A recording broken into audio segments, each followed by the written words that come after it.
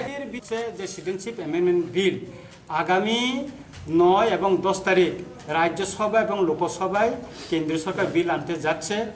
এই citizenship amendment bill যদি pass হয় সংসদে এবং রাজ্যসভায় এবং এটা যদি কার্যকরী হয়, তা ত্রিপুরার জনগণ, বিশেষ করে ত্রিপুরা সহ উত্তর পূর্বাঞ্চলের জনগণ যারা এখানকার ভূমিপুত্র আদিবাসীরা, তারা আরও সংখ্যাগরিষ্ঠ থেকে আরও সংখ্যালঘু হয়ে যাবে।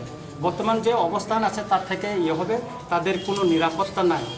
এবং যারা বেআইনি অনুপ্রবেশকারী, এটাকে মানে বাংলাদেশ থেকে বা পাকিস্তান থেকে বা আফগানিস্তান থেকে যারা অনুপ্রবেশ করছে অবৈধভাবে, তাদেরকে উৎসাহিত করবে আরও। সুতরাং সেজন্য আমরা এটা 9 তারিখ সকাল 6টা থেকে 11 তারিখ 8টা পর্যন্ত আমরা মোট 50 ঘন্টা আমরা বন্ধ আহ্বান করছি। কেননা এই সিটিজেনশিপ অ্যামেন্ডমেন্ট বিল 1993 সনে এটিটিএফ এবং রাজ্য সরকারের ভিতরে যে শান্তি চুক্তি হয়েছে সেটাকে অসম্মান করা হবে এবং এটা লঙ্ঘন হবে।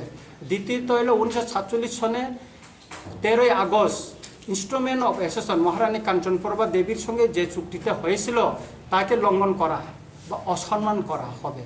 আর তৃতীয়ত হচ্ছে এটা ভারতের সংবিধানের 14 অনুচ্ছেদটা এটা বিরোধিতা করে। সুতরাং এটা অসাংবিধানিক, এটা কোনোভাবে এটা সাংবাদিক না। আর দ্বিতীয়ত হলো এটা ধর্মভিত্তিক, এখানে মুসলিমদেরকে বাদ দেওয়া হয়েছে। ভারতবর্ষ একটা গণতান্ত্রিক দেশ, এখানে সব ধর্মের বর্ণের লোক এখানে বসবাস করে। সুতরাং যারা অনুপ্রবেশ করছে সে যে কোনো ধর্মের হোক সেটাকে করা হবে। সুতরাং এটা ধর্মভিত্তিক এবং এখানে গণতান্ত্রিক যে পরিবেশটা এটাকে নষ্ট করতে পারে এই যে সিটিজেনশিপ অ্যামেন্ডমেন্ট বিলটা যদি আসে, ইমপ্লিমেন্ট হয়।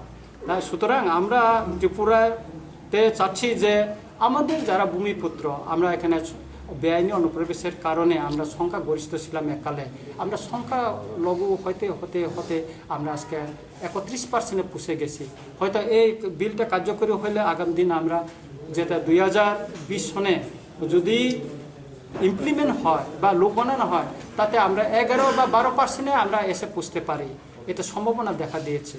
তখন আমাদের শুধু জনসংখ্যা না, আমাদের যে অধিকার, শিক্ষা, চাকরি ক্ষেত্রে সব অধিকারটা আমরা হয়ে যাবে। সেজন্য আমরা এর প্রতিবাদ করছি। আমরা সিটিজেনশিপ অ্যামেন্ডমেন্টের বিরোধিতা করছি না। যদি এটা ত্রিপুরা এবং উত্তর পূর্বাঞ্চল বাদ দিয়ে ভারতবর্ষ অন্যত্র যদি ইমপ্লিমেন্ট করে, তাতে আমাদের কোনো আপত্তি নেই। ত্রিপুরাতেও উনি করুক।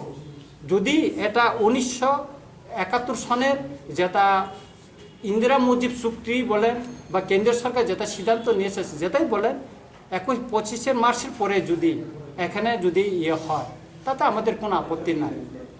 ইমপ্লিমেন্টটা ডেট অফ কাটা দিয়েটা এখানে যেটা বিল আনতে যাচ্ছে সেখানে যদি ইমপ্লিমেন্ট হয়, তো 2014 31 ডিসেম্বর পর্যন্ত বেআইনি অনুপ্রবেশকারী তো তার তো নাগরিক হয়ে যাবে। এর ভিতরে যারা উগ্র যারা মানসিকতা, শুধু ত্রিপুরা না উত্তর পূর্বাঞ্চলে ওইটা ওইদিকে ঝুঁকি নিতে পারে। এবং ইতিমধ্যে আসামে তো কিছু কিছু অনেকে তো এটা কমেন্ট করে ফেলেছে যে 1983 সন আবার পুনরাবৃত্তি হবে, আবার আলফাতে চলে যাবে, এরকম তো অনেক আমরা মিডিয়াতে আমরা শুনছি। তো ত্রিপুরাতে এরকম হওয়ার সম্ভাবনা খুব একটা ঝুঁকি থাকে যায় আর কি। তাতে তো এনআরসি কোনো কার্যকরী থাকবে না। সুতরাং আমরা চাই এখানে আমাদের নিরাপত্তা, আমাদের জাতীয় অস্তিত্ব রক্ষার জন্য একটা গ্যারান্টি, সেই গ্যারান্টিটা আলোচনার মাধ্যমে সমাধান হইতে পারে। আমরা মনে করি যে কোনো সমস্যা আলোচনার মাধ্যমে হইতে পারে।